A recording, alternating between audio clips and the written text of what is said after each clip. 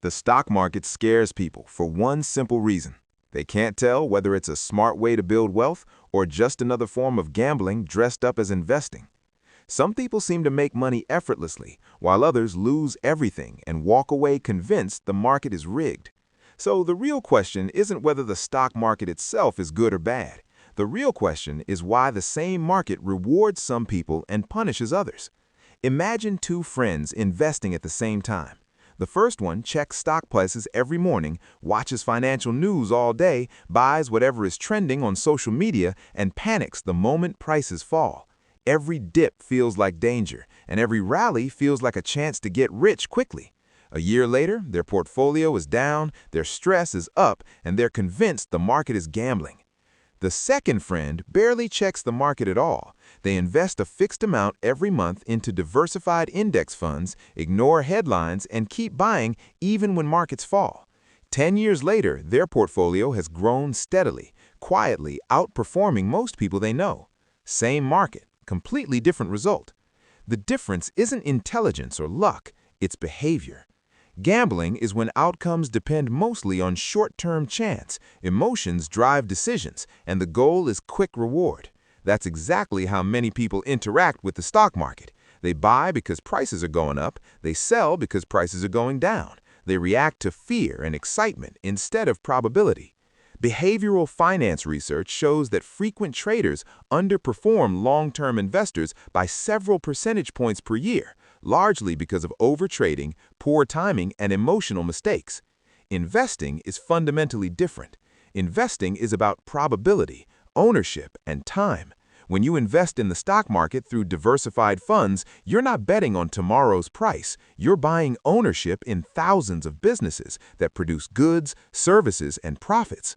Over the last century, despite wars, recessions, bubbles, and crashes, the U.S. stock market has delivered average annual returns of roughly 9 to 10%.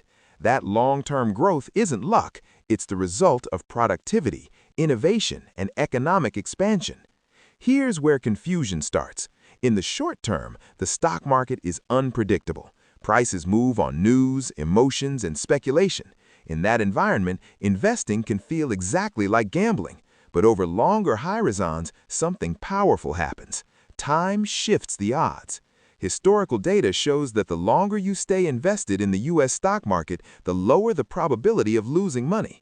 Over rolling 20-year periods, positive returns have been overwhelmingly common. That's not true for gambling. Casinos are designed so the longer you play, the more certain you are to lose. Day trading highlights this difference perfectly. Studies consistently show that the majority of day traders lose money over time, even before considering stress and opportunity cost. Some research suggests that more than 70% of active traders underperform or lose capital after fees and taxes, not because they're unintelligent, but because markets punish short-term prediction and emotional reactions. Crashes are often cited as proof that the stock market is gambling, but losses only become permanent when investors sell. During major crashes like 2008 or 2020, investors who panic sold locked in losses. Those who stayed invested and continued buying recovered and went on to see new highs.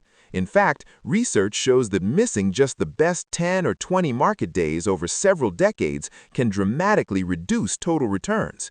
The cruel irony is that the best days often happen right after the worst ones, when fear is highest. Stock picking is where gambling sneaks back in for many investors.